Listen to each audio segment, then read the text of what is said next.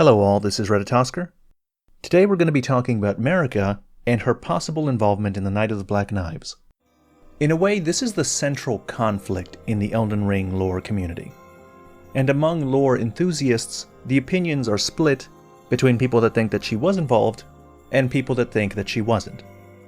And this is a serious lore detail because it infects all other discussion, any other speculation that we might have downstream of the effects of the Night of the Black Knives.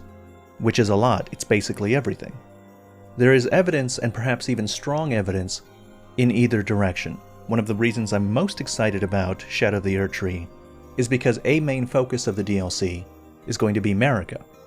And through learning more about her, we might be able to more confidently determine her motivations and desires in the base game.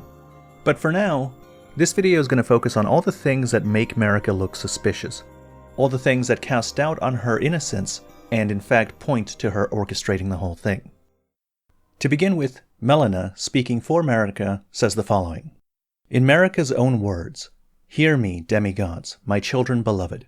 Make of thyselves that which ye desire, be it a lord, be it a god. But should ye fail to become aught at all, ye will be forsaken, amounting only to sacrifices." This quote sounds like Marika is talking to all of her demigod children at once, having had them gathered around. It sounds like she's giving them a warning. She tells them to be whatever they want, a lord or a god, but if they fail to make something of themselves, they will be forsaken and become sacrifices, which could lead us to wonder, forsaken by whom? Now the ghost in the Weeping Peninsula next to the Wandering Mausoleum says, "The mausoleum prowls, cradling the soulless demigod. O Marika, Queen Eternal, he is your unwanted child."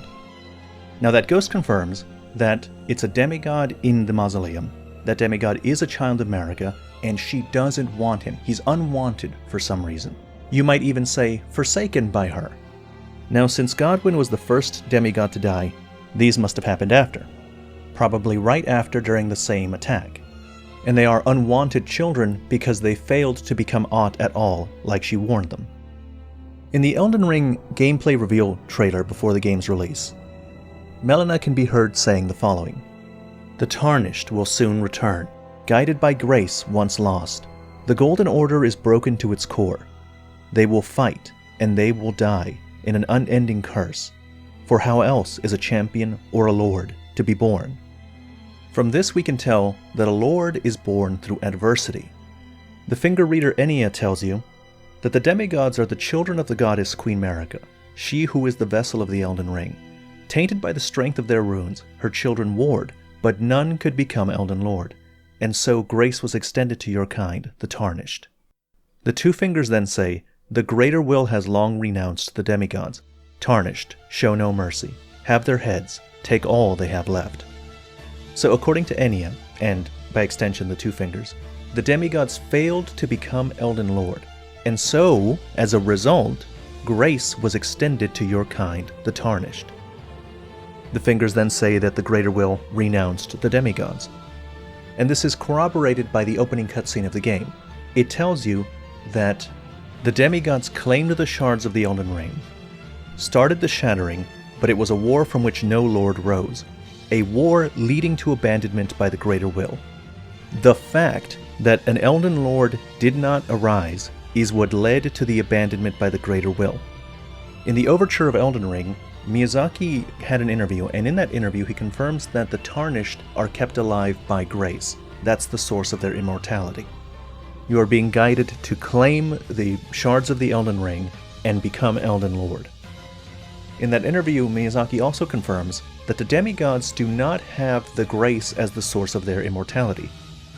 The demigods are immortal because their fated death was removed from the Elden Ring. The demigods were destined to die, but their destined death was removed, and so they are immortal. The point here being is that they don't have grace.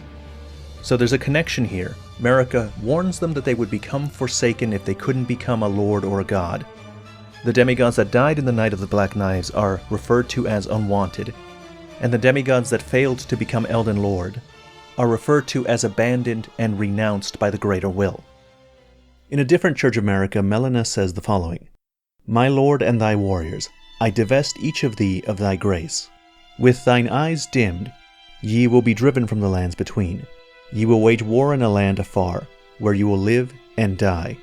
Marika then goes on in a different church saying, Then after thy death I will give back what I once claimed. Return to the lands between, wage war, and brandish the Elden Ring. Grow strong in the face of death, warriors of my Lord, Lord Godfrey. So it seems it's in Marika's purview to bestow or not bestow grace. She tells Godfrey and the Tarnished, I will remove your grace from you. You will leave the lands between, and you will wage war there, you will fight there, and you will die there, and you will return. I will return grace to you, and you will brandish the Elden Ring. She's telling them exactly what's going to happen. Now, we know when this event happened, because in the Elden Lord armor it says, The age of the Erdtree began amongst conflict, when Godfrey was the lord of the battlefield. He led the war against the giants, faced the Stormlord alone, and then there came a moment when his last worthy enemy fell, and it was then, as the story is told, that the hue of Lord Godfrey's eyes faded. And this description aligns with what Marika said about Godfrey's eyes having dimmed. So that conversation happens after the fire giants fell, but it's long before most of the other events that we know about in the game. It's nowhere near the shattering or any of the events that led to the shattering, which raises the possibility that Marika was manipulating events for a long time. It appears to be that what she wants is a new Elden Lord. So the theory of her involvement goes something like this. She warns her demigod children of the coming strife, tells them that if they don't become a lord, they will be forsaken sacrifices. And when none of her children become Elden Lord, she extends grace to the Tarnished that she had once abandoned, exactly as she said she would ages ago, which opens up the possibility of her involvement in the Night of the Black Knives. Now let's look at some of the other evidence used to corroborate this. The Black Knife Assassin armor reads, The assassins that carried out the deeds of the Night of the Black Knives were all women, and rumored to be Numen who had close ties with Marika herself. Numen, of course, is the race that Marika belongs to, and the Black Knife Assassins share the same fighting style as Melina, who we presume to be Marika's daughter, and definitely has close ties to her. Now the description doesn't say that the Black Knife Assassins are Numen. It says that they're women, and that it is rumored that they are Numen with close ties to Marika. So it doesn't confirm that for sure. But it's interesting that that's a rumor. It's saying that among people in the game, they rumor between themselves that Marika had close ties to the Black Knife Assassins. This implies, or maybe even directly says, that there are people in the game world suspicious of her involvement.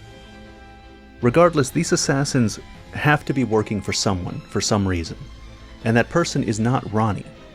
Because after the Night of the Black Knives, it seems like they turn on each other. Ranni has the leader of the Black Knife Assassins imprisoned in her Everjail. And after Ranni departs on her journey to kill the Two Fingers, the Black Knife Assassins attack the Carrion Manor. And this has some very interesting implications. First of all, it confirms that Ranni is not their ultimate lord. They didn't attack the demigods out of loyalty to her. They simply had Ranni imbue their daggers with death and worked together for that event. And if the Black Knife Assassins don't work for Ranni, then that opens up some possibilities. Since Carrion Manor was attacked after Ranni went to go kill her Two Fingers, the assassins could be working for the Two Fingers. It could also be that the rumors are true and they work directly for Marika. Now the last piece of evidence has to do with Maliketh. Maliketh's remembrance description says, Maliketh was a shadow-bound beast given to his Empyrean. Marika's sole need of her shadow was a vessel to lock away destined death. Even then, she betrayed him. Now, how did she betray him? There aren't many ways in which Marika could have betrayed Maliketh. There's very little she could do to him that would count as a betrayal. He's her shadow-bound beast like Blythe was to Ranni. And that means that the only way Maliketh would turn on Marika, the only way that he would see something she does as a betrayal, is if it was something that went against the Two Fingers. So a betrayal would need to be either Marika going against something that she previously had said, or her going against something that the Two Fingers would want. If you kill Garak, the beast clergyman on the surface, he'll say, "Marika, why gull me?" To gull means to trick, to make a fool of, to deceive. And it seems to me that if Garak was given only one task, then there was only one way for Marika to trick him. That perhaps she stole the Rune of Death herself and gave it to Ranni to be used in the Night of the Black Knives. This would also help explain how Ranni got a piece of the Rune of Death in the first place. Maliketh is terrifying. The name Maliketh means Death of the Demigods, and we know from his armor that all the demigods feared him. So given his loyalty, his strength, and his devotion to keeping destined death sealed, it would have been difficult for Ranni or any of the demigods to steal a piece of the Rune of Death. But if Marika gulled him, if she tricked him, then how the conspirators got the Rune of Death piece is much more simple. Marika stole it. She instigated the Night of the Black Knives so that the demigods, and then later the Tarnished, would fight and die. For how else is a champion or a lord to be born? And that's the end of this video. As always, thank you very much for watching.